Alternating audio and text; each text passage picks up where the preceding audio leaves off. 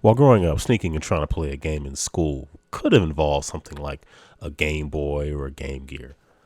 However, that obviously came with the risk of it being taken away and or your parents being called and notified. Good thing Tiger Electronics existed to mitigate that risk. Sort of. The consequences will be similar, but the laws could be relatively lessened, as Tiger Electronic games were nowhere near the quality of the Game Boy or the Game Gear. The wristwatch games were easier to play in class, but functioned far worse. Much of what I'm saying is honestly moot, as I was very upset when my Tiger Electronics pinball game was stolen in the 4th grade, after my dad warned me to not bring it to school. I did anyway. He was right about so many things.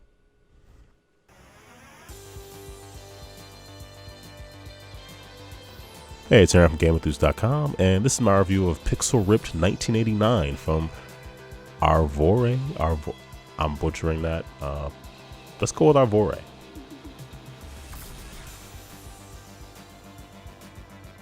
Pixel Ripped 1989 is a game wrapped in reality of playing a game that can sometimes only be continued by playing a game within the game's metagame through virtual reality. Yeah, that makes sense. Yep, I stand by it. You begin by guiding a pixel in school as this pixel attempts to thwart off the evil doings of a goblin within the pixelated world.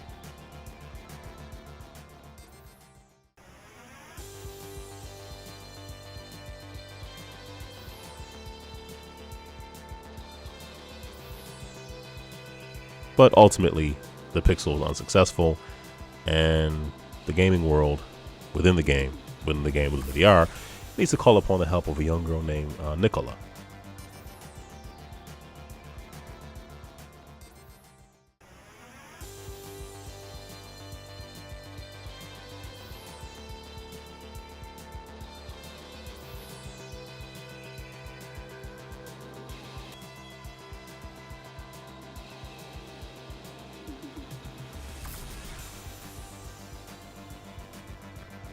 Nicola needs to rescue the land from the goblin by playing her game kid in class without getting in trouble with her strict teacher.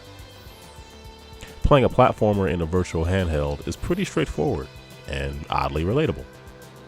Nicola can use her head to control a spitball gun that can be used to cause distractions, allowing her to get some really good time in on the handheld.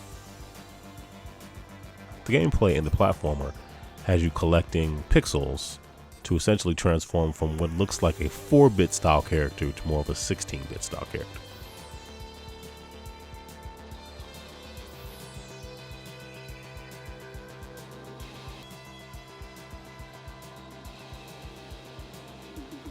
Thankfully, there are times that the game within the game can be played without worrying about getting caught.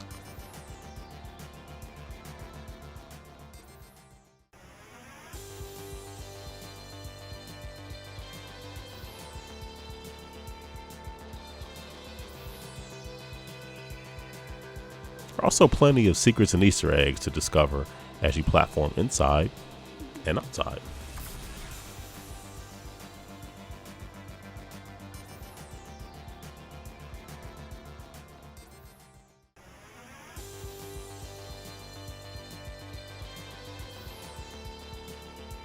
The VR and AR was also quite interesting.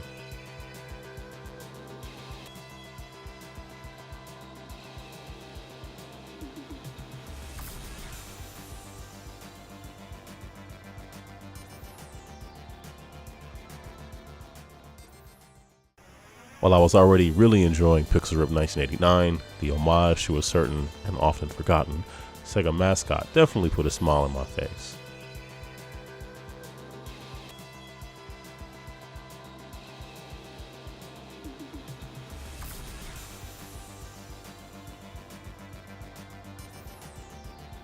Ah, the passing of notes brings me back. Pixel Ripped 1989 is not the most visually impressive VR game, and the character models do look a little bit rough. However, it's fun and there's really nothing else quite like it.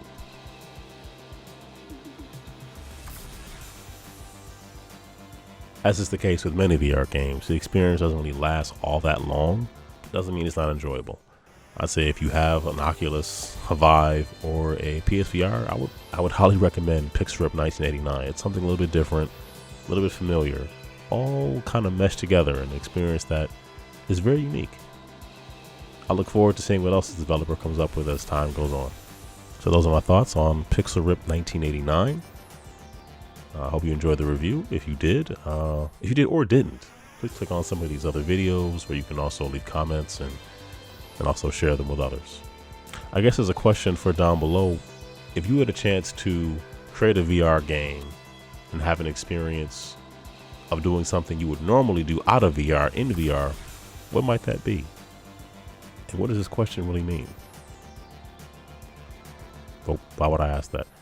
Anyway, I don't know. Thanks for watching. Have a good one.